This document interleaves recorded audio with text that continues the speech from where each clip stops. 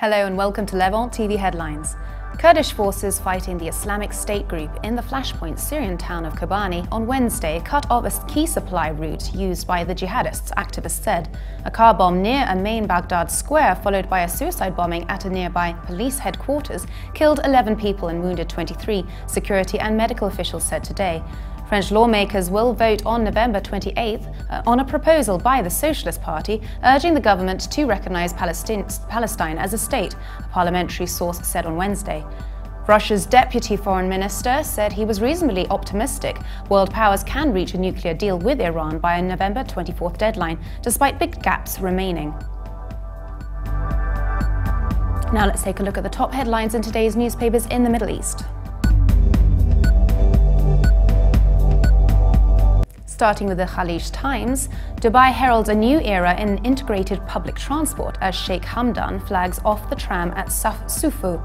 The Crown Prince of Dubai formally launched his system at Al Sufu as fireworks lit the way along glittering streets on its first run. The paper also reports that Palestinian President Mahmoud Abbas on Tuesday accused the Islamist movement Hamas of trying to destroy efforts to broker national unity through a series of bomb blasts in Gaza last week. Hamas quickly hit back, describing the allegations as lies. From the Jordan Times, Jerusalem church leaders and Islamic Jordanian officials in the Holy City have vowed to work hand in hand to defend the holy shrines of the city against oppression and maintain the status quo in the Al-Haram al-Sharif, which is subject to frequent Israeli violations. In the statement issued following Monday's meeting, both sides stressed that the historical status quo in the Haram al-Sharif and its courtyard, all buildings and in the city of Jerusalem should not be changed. Lebanon's Daily Star reports that Hezbollah is recruiting young Christian, Druze and Sunni men in East Lebanon for the resistant brigades to fight ISIS, a local newspaper has said. The report said Hezbollah members in the northern and western parts of the Bekaa Valley were offering the recruits weapons and training to counter the threat of ISIS and its affiliates. The paper also reports that Palestinian President Mahmoud Abbas is to meet Washington's top diplomat to discuss the upsurge in violence in East Jerusalem and the West Bank.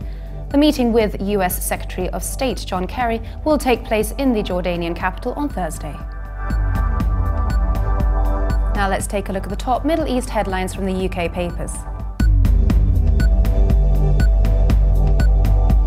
The Guardian comments that Russia has struck a deal to build 2 more nuclear reactors in Iran, to be possibly followed by another 6, a move intended to cement closer ties between the two countries. The deal comes less than 2 weeks before the 24th November deadline for Tehran to sign an agreement on its nuclear program with 6 world powers. The Daily Telegraph reports that a British-Iranian woman who has been in prison since June for protesting against a ban on women attending sporting events has been transferred to one of Iran's harshest prisons.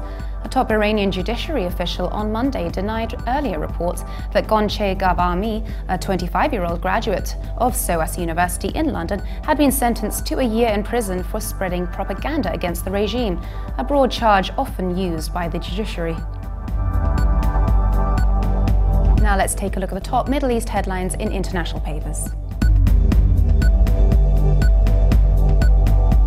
The Global Times reports that Iran has built missile-producing factories in Syria to strengthen resistance movement in the region, a top commander of the Islamic Revolution Guards Corps said on Tuesday.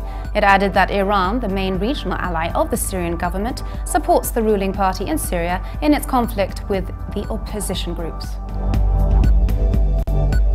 And finally, the Deutsche Welle reports that Palestinian President Abbas has consistently criticized terrorist attacks on Israeli targets.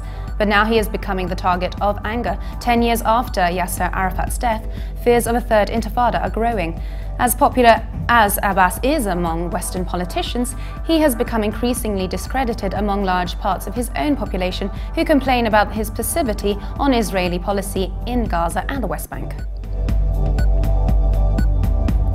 And for more updates, please visit Levant.tv.